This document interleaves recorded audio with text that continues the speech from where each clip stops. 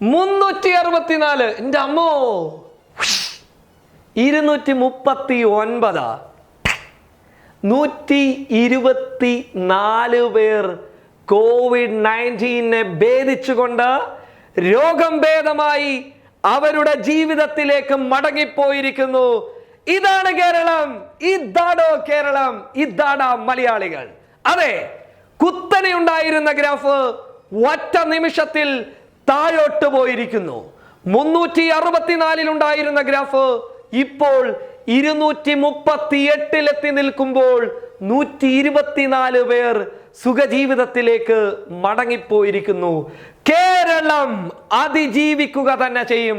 അത് ചെറിയ രീതിയിലൊന്നുമല്ല, എല്ലാവർക്കും മാതൃകയായി തന്നെ നമ്മുടെ കൊച്ചു കേരളം, നമ്മൾ മലയാളികൾ ഈ ഇന്ത്യ രാജ്യത്ത് ഇങ്ങനെ കത്തിജ്വലിച്ചു നിൽക്കുക തന്നെ ചെയ്യും. കാരണം സർക്കാരായാലും പ്രതിപക്ഷ പാർട്ടികളായാലും എല്ലാ രീതിയിലും COVID-19 പ്രതിരോധിക്കാൻ വേണ്ടിയിട്ട് ജനങ്ങൾക്ക് നിർദ്ദേശം നൽകുമ്പോൾ ഇതിനേക്കാൾ ഭംഗിയേറിയ ഒരു സംസ്ഥാനം ഇന്ത്യയിൽ വേറെയുണ്ട് എന്ന് ആരായാലും ചോദിച്ചു പോകും. ഇപ്പോൾ ചോദിച്ചിരിക്കുന്നു നമ്മുടെ കേന്ദ്ര സർക്കാർ. കേന്ദ്ര സർക്കാർ എന്താണ് പറഞ്ഞതെന്ന് അറിയുമോ? കേരളത്തെ കണ്ടുപഠിക്ക്, കേരളത്തിന്റെ ആരോഗ്യ പരിരക്ഷകൾ നോക്കുക, കേരളത്തിന്റെ ആ ആരോഗ്യ രീതികൾ നോക്കുക, കേരളം എടുക്കുന്ന മുൻകരുതലുകൾ കാണുക. ഇന്ന് പറഞ്ഞിരിക്കുന്നു എല്ലാവരും കേരളത്തെ മാതൃകയാക്കൂ എന്ന്. അതാണോ ഞങ്ങൾ പറഞ്ഞത്? സംഘികൾ ഭരിക്കാത്തത് കൊണ്ട് ഈ കൊച്ചു കേരളം ആരോഗ്യ രംഗത്തായാലും വിദ്യാഭ്യാസ രംഗത്തായാലും മികച്ചു നിൽക്കുന്നു. നിങ്ങൾ ഭരിച്ചിരുന്നുവെങ്കിൽ ഇവിടെ ഗോമൂത്രം കുടിച്ചിട്ട് കൊറോണയ്ക്ക് പരിഹാരം കണ്ടെത്തുമായിരുന്നു. പക്ഷേ നിങ്ങൾ ഇവിടെ ഇല്ലാത്തത് കൊണ്ട്, നിങ്ങളുടെ കാൽവെപ്പുകളെ ഞങ്ങൾ തടഞ്ഞതുകൊണ്ട് ഇവിടെയുള്ളവർ ആരോഗ്യ രംഗത്തുള്ളവരുടെ നിർദ്ദേശങ്ങൾ കേട്ടിട്ട് കൊറോണയെ പ്രതിരോധിക്കുന്നു. അതാണ് ഞങ്ങളും നിങ്ങളും തമ്മിലുള്ള ഡിഫറൻസ്. പക്ഷേ ഞങ്ങൾ പറയുന്നു, ഞങ്ങളോടൊപ്പം നിങ്ങളും രക്ഷപ്പെടണമെന്ന്. അതിനാൽ പറയുന്നു, കേന്ദ്രം പറഞ്ഞത് നേരെ ചൊവ്വ കേട്ടുകൊള്ളൂ. കേരളത്തെ, മലയാളികളെ എല്ലാവരും മാതൃകയാക്കൂ. യോഗിയുടെ UP-യിലെ ഗോമൂത്രം കുടിച്ചവരെ നിങ്ങൾ മാതൃകയാക്കൂ. ആരോഗ്യ രംഗത്തുള്ളവർ പറയുന്നത് കേട്ടിട്ട് വീട്ടിലിരിക്കുന്ന കേരളീയരെ, കൃത്യമായ രീതിയിൽ ഇടപെടൽ നടത്തുന്ന മലയാളികളെ മാതൃകയാക്കൂ. ഗോമൂത്രം നമുക്ക് വേണ്ട. നമുക്ക് വേണ്ടത് കൊറോണയെ പ്രതിരോധിക്കലാണ്. അതിന് ഗോമൂത്രം മതിയാകില്ല. അതൊക്കെ അന്ധവിശ്വാസമാണെന്ന് ഇപ്പോഴെങ്കിലും നിങ്ങൾ വിശ്വസിച്ചോളൂ. കാരണം പറഞ്ഞിരിക്കുന്നത് കേന്ദ്രമാണ്.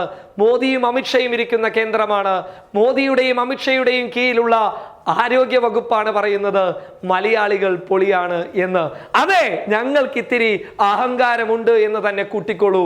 കാരണം നിങ്ങളൊക്കെ ആദ്യം കേരളത്തിൽ COVID-19 സ്ഥിരീകരിച്ചപ്പോൾ ചില സംസ്ഥാനങ്ങളിലെ ചില സംഘികൾ വിളിച്ചു പറഞ്ഞു കേരളത്തിൽ ജിഹാദികൾ കൊറോണ പടർത്തിയിരിക്കുന്നു എന്ന്.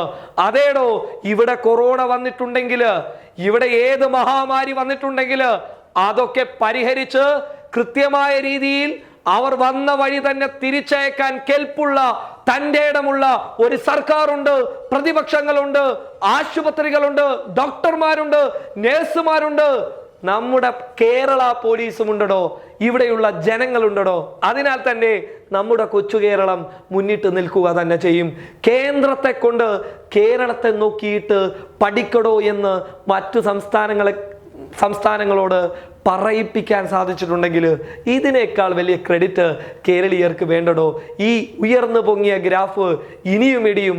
ഈ 239 COVID-19 സ്ഥിരീകരിച്ചവരിൽ നിന്ന് ഇനി 0 എന്നുള്ള ഒരക്കത്തിലേക്ക് ഞങ്ങൾ കൊണ്ടുപോയി എത്തിക്കും.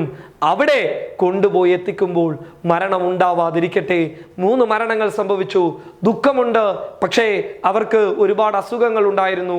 അതിനാലാണ് അവർ മരണത്തിലേക്ക് പോയത്. അതല്ലാതെ പരിചരണത്തിൻ്റെ കുറവ് കൊണ്ടോ ആരോഗ്യ മേഖലയിലുള്ളവരുടെ ഇടപെടലുകൾ കൊണ്ടോ അല്ല. മറിച്ച് അവരുടെ ജീവിതത്തിൽ അവർ നേരിട്ടിരുന്ന മറ്റു ചില പ്രശ്നങ്ങളോടൊപ്പം കൊറോണയും കൂടി കടന്നു വന്നപ്പോഴാണ് അവർക്ക് താങ്ങാൻ പറ്റാത്തത്. അവരെ അനുസ്മരിച്ചുകൊണ്ട് തന്നെ ഞാൻ നിർത്തുന്നു. കേരളം ഒന്നാണ്, ഇന്ത്യ ഒന്നാണ്, മലയാളികൾ ഒന്നാമതാണ്. News desk public Kerala.